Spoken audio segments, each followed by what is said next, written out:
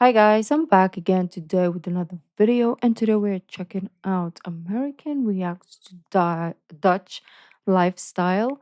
The Netherlands is amazing. So before we do start, don't forget to subscribe to the bell button and let's see what they have to say about the Dutch lifestyle. Let's get it. Something that took me a little while to figure out is when you first hear Dutch, they have a lot of guttural G's or CH, and that's, I guess, to our ears or to mine at least, that was the first thing that hit you. You're like, wow, they're just clearing their throat the whole time.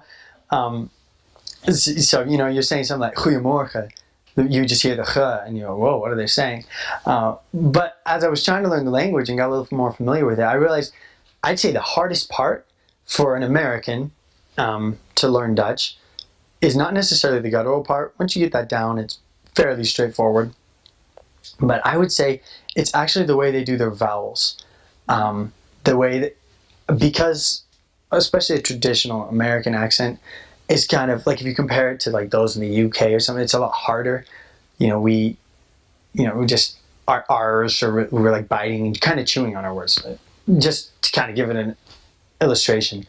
But whereas in the Netherlands, they round their vowels. There's more sounds like "ow" or "oo" or I can't even do it right half the time, but they're just softer.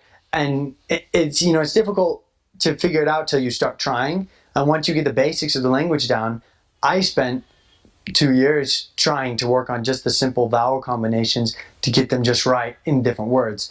Still haven't got it perfect, but that I'd say is one of the things that sets you apart as an American. They hear you. If you've seen the film The Best 2 Years, they have one of the elders there. They just have the worst American accent you could possibly imagine.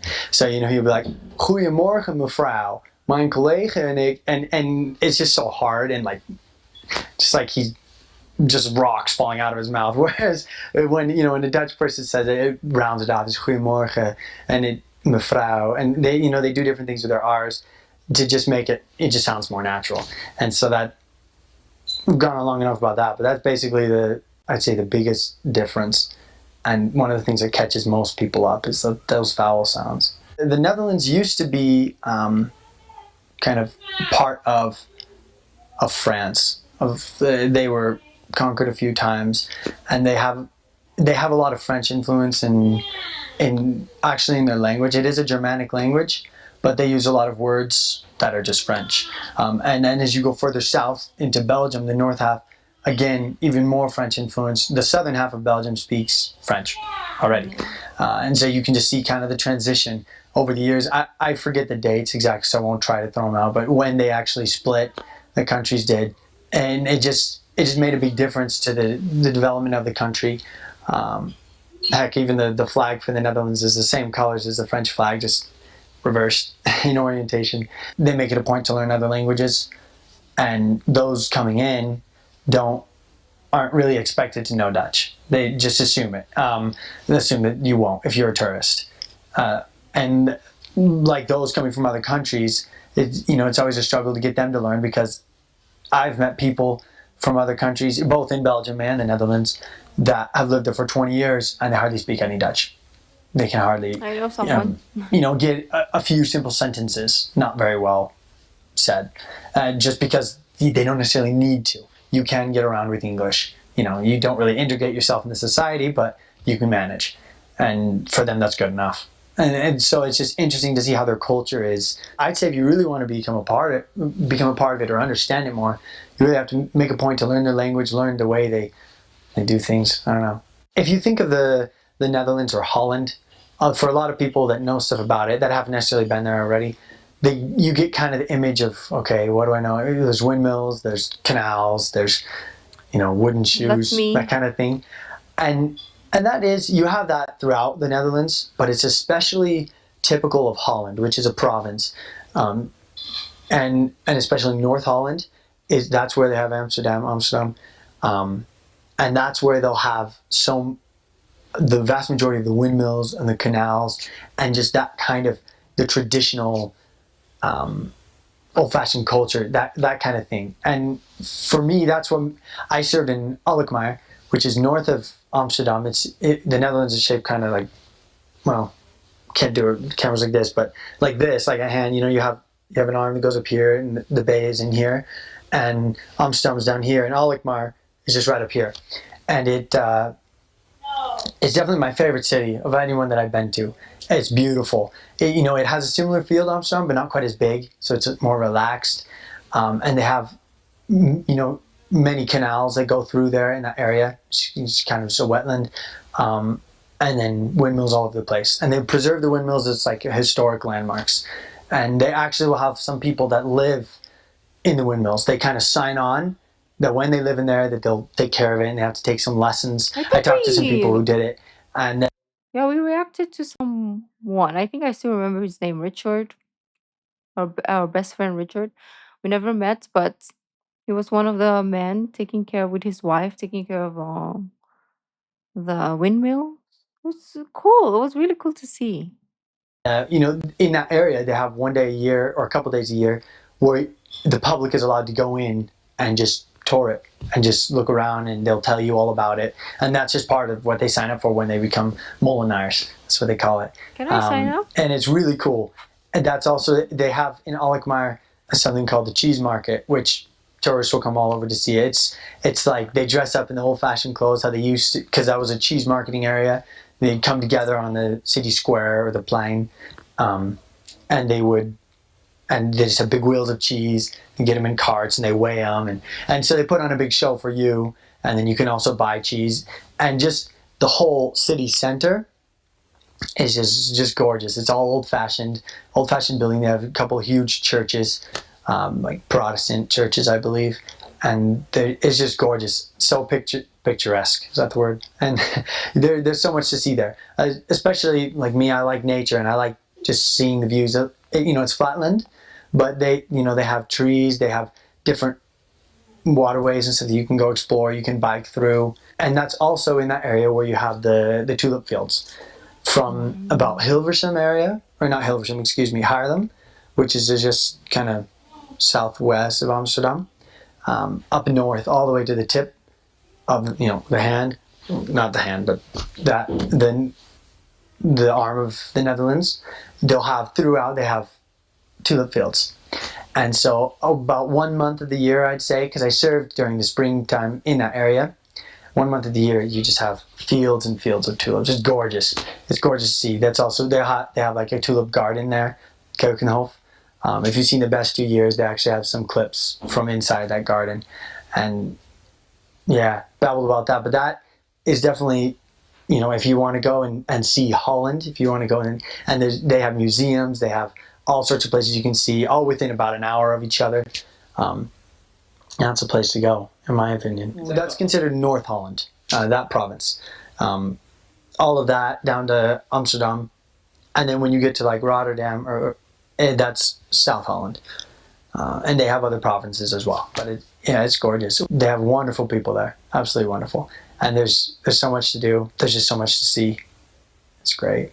So what the differences are in living in the Netherlands compared to in the States, I'd say one of the things that hit me most, one of the first things, is that the idea of, I guess, space is what makes the biggest difference. The Netherlands is very small. It's about a quarter the size of the state of Washington, which is, I think, less than that because in the state of Utah. And the American mentality, especially in a lot of states where it's, you have your land and you have your area and it's all very, not necessarily secluded, but separate. Whereas in the Netherlands, they're very used to sharing space. And that's just, I'd say because of the geographic influence, it influences the culture, just how they live and interact with each other. They're used to the fact that their house shares a wall with this house, and this side shares a wall with this house, and that's very common. There are some freestanding houses, but the majority of people live in the cities. They share space. They don't have much of a yard. It's just a lot smaller, but that's normal for them. Also, distances. If we want to go anywhere, basically we drive a car most of the time for the majority of people, especially out in the West, I'd say. But in the Netherlands, there's a ton of biking and a ton of walking as well. People also have cars, but it's very common if you want to go shopping, you jump on your bike and they have like saddlebags on the sides, basically, and they'll go there and they'll shop for 3 or 4 days worth of groceries, or and then just bring it home on their bike. They have a really good That's fun. centralized public transportation system: I wish I trains, can do buses, that. metros, trams. You have one card that you can get that has a little electronic chip in it, and you load it up with money, and it works with pretty much every system. So you can travel from A to B wherever you want, just checking in and out. Really straightforward, simple, and effective. They've got it down. When it's, I think, because it's just smaller, it's easier to manage everything. They do a good job with it. The Netherlands is because they have a lot of open policies, and they're also very fluent in English. I'd say the vast majority of people I talk to could speak fairly good English, at least, if not better. Yeah, And it's true. because of that, a lot of companies will choose to set up shop or set their Mm, headquarters in the Netherlands. So it's yeah. popular that way, especially in The Hague. There's a lot of um, political offices and everything where people come. And I'm not a pro on all that, but I know that it's popular in that way. The companies will outsource there. When you go shopping there, it's kind of your job to get most everything done. Where, for example, you bring your own bags. They don't. Mm. Most of the stores won't provide you with a bag. If you do, you buy each one. They're a little more thrifty that way. They also just with customer service and stuff, you do a lot more yourself. I find, as for example, if you go to a restaurant, there they don't do tips like we do here. So it's just a little bit different mentality of of how that works out when you I mentioned earlier about how they'll shop for 3 or 4 days or less. A lot of times their breads and different foods like that, a lot more fresh, less preservatives, so it'll go bad quicker. So they shop more frequently and they buy smaller amounts. Which is better, no? My family, we used to go to town and buy food for weeks, and come back all in the van. But over there, it's just so much smaller, and the diet is also just on average they eat less, I guess you could say, than in American portions at restaurants. That they serve you less, and that's normal to them. A lot of members and people I talked to that had been to the States, they always commented on how huge all the portion size was. Like, I went to get a drink at McDonald's and it was gigantic, and it's just the And that difference is, in and this size is not even large. This is like medium for America. The small, I remember when I got a small size and they gave me like Philippine large. I was like, Philippine large probably is medium in a lot of places in the world, but yeah, that was huge. And I was like, I think I asked for a small. And they're like, nah, that's small. I'm like, okay. And it was refillable too. Like you could refill. And I was like, what am I gonna do with all this liquid? the way it's developed. It's just not normal there to have huge portion sizes, comparatively. One of the things that I love about them, just that I saw in my time there, is they work, especially the native Dutch people. They work really well in a society together. They all they do their part, and they're pretty conscious of the effect they have on the community as a whole. I like Obviously, that not everyone, mentality. but that's a general trend that I notice. Mhm. Just for an example, they do pretty well at recycling. That's something that they make a big point of. They have lots of facilities and different things to service that, and then they're just aware of people around them. They don't want it. They won't ever impose on you. Sometimes you might get the wrong impression that they're not friendly because they won't necessarily just strike up a random conversation all the time. But if you ask for help, Don't they're mind. more than willing to help you. And, if you need to find something or you just need help figuring something out on the street. I've had so many nice people, and then when you do get to know them, you have a reason to talk to them. A friend of theirs, they're so hospitable, really nice people, and they go out of their way. Maybe they're because some culture obviously like Philippines, we approach first, right? When we I don't know, just because we're nosy as fudge. So we are the ones who approach first. Hmm. But some cultures they don't, because maybe culturally, like the Netherlands or the Dutch, maybe they feel like it's disrespectful or rude, or they don't want to just like be all up in your space. For them that would be like disrespectful, maybe, I'm assuming. And for cultures like ours, it's more of like it's rude if you don't say hi, or you don't like at least smile or nod at the person, right? And it could be opposite for some other people. So it's very interesting how people presume things or do things too. To just, and they love sharing about the country, and they love sharing about just things that they love in the area. A lot of them have lived in the cities or the areas that they lived, if they lived there for a while. I mean, they're really aware of what there is to do there. Not only what to do, but just the history and the culture. They feel a part of it. I think that also does exist in some places in the states, but I notice it's really prevalent there, and it's interesting because it's such a small area. But just every area that they live, they love and they take care of it, and it for me that's something great to see. And they have art all over their cities, very interesting art. It's well groomed, well maintained, especially in the Netherlands, and it's just nice to see how much they they care about it and will help you out as well.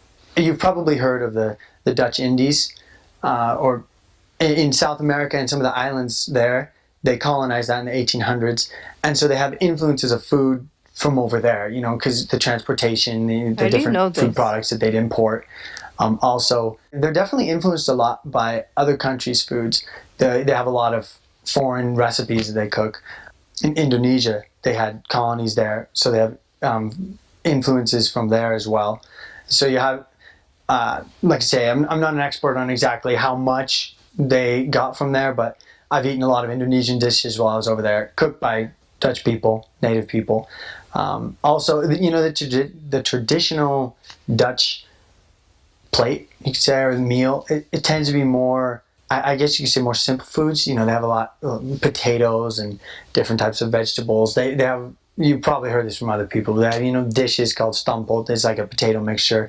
They'll throw in they'll throw in kale or sausage or carrots or whatever else, and mix it up. Really good. I like it. I'm a fan. They have during Sounds the good. holidays. They'll have different festive foods. They have one that's called sugar bread, if I'm not mistaken, and it basically is just a really sweet loaf of bread with like raisins and or something else inside, and in the center they have, I don't know what you call it, but it's like a almond butter type, and it's just a big Oh, round, fills up the center of it. And so when you slice it, the center of your bread, delicious, really good. They'll sounds serve that. They so also good. serve something called olibola, which is kind of like a donut. It's just a donut. It's a ball of dough that they'll deep fry with powdered sugar, and they serve that during New Year's. I think the reason why Dutch people can afford to eat all this, because in my freaking head it sounds so unhealthy. Maybe they don't eat much of it, but it's like deep fried. There's almond butter in a bread. There's sugar. It's sweet. There's a lot of what is potato sausage. The only vegetable I heard him say was kale. But and then you guys are famous for your French fries and beautiful mayonnaise. It's you, right? Right? Or was it Belgium? It is Belgium.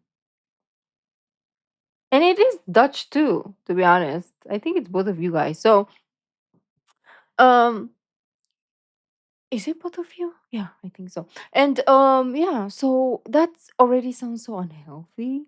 But I feel like the reason why you guys can afford to eat that way is because you bike everywhere or you walk everywhere. So it's like you're burning it every 2 seconds. So makes sense. Let's finish this. Tradition. That they'll buy a bag and eat them on the New Year's.